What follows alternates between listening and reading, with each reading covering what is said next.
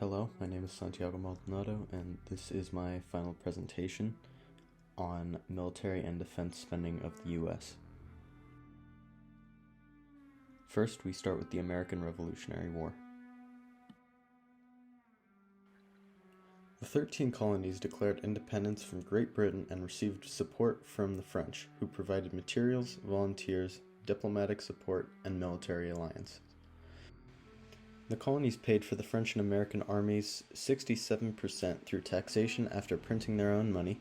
Some states confiscated and sold loyalist properties. Taxation worked for a while, but Congress printed so much money that the value plummeted. 24% of the budget was paid for in debt certificates, getting money from citizens that they could pay back the loan with interest later. Finally, Congress received loans from Europe accounting for 6% of the budget. How does this connect to the next event? The American Revolution and the Declaration of Independence led to the founding of the United States, which immediately began to establish a national army. This was a crucial step in the new nation's ability to defend itself and engage in warfare. The creation of the army was an important part of the country's development and its ability to protect its interests and its citizens. Next, we have the War of 1812. Around 1812, the U.S. tried avoiding trading with France and Britain as they were battling each other. Britain boarded American ships and forced the ships to fly the British flag and fight in the war. New members of Congress at the time wanted to go to war with Britain for violating maritime rights and for Britain encouraging Native Americans to fight against Western expansion.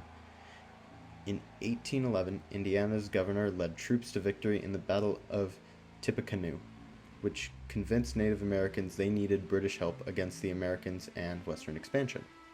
In 1812, President Madison declared war on Britain. They attacked British settlements in Canada but were not prepared for the battles and surrendered in Detroit. The war ended without a clear winner. This war allowed America to grow financially and as a country, allowing more people to move in and become parts of the machine that made everyday life work for everyone else.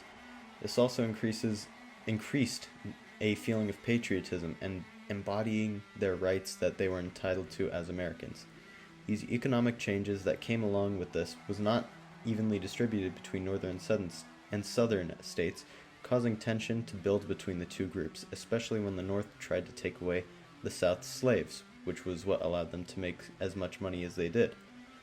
A big thing that caused the Civil War to stem from this was that there was a quote-unquote cotton boom in the South after the cotton gin was invented, which allowed cotton to be cheaper to farm and separate seeds from the actual cotton, which would take hours of manual labor.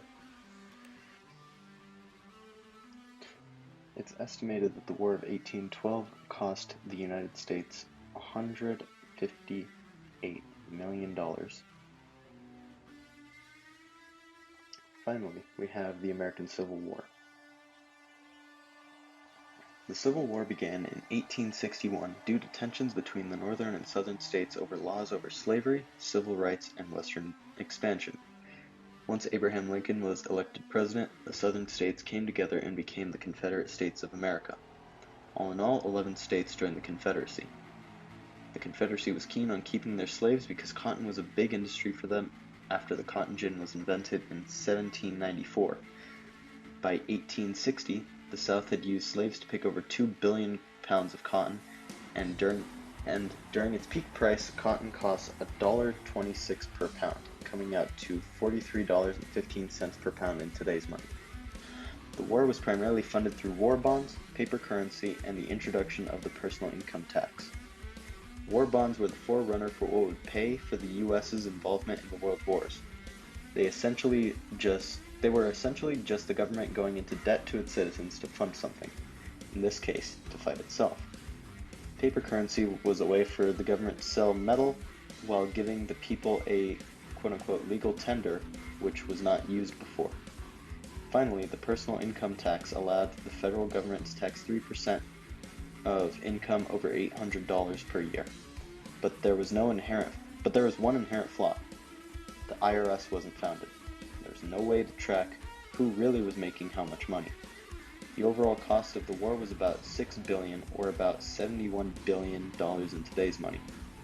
Although not a direct war cost, the Confederate States had an inflation rate of over 9,000 by the end of it. The total cost of the armies of the Union and Confederacy came out to an estimated $5.2 billion in today's money. After the Civil War, the military began getting more funding overall from this point on for foreign and domestic attacks, preparing itself for any situation that it could be thrown at, which would end up leading us to the US's involvement in World War I and World War II for different reasons. We've reached the end. Thank you for watching.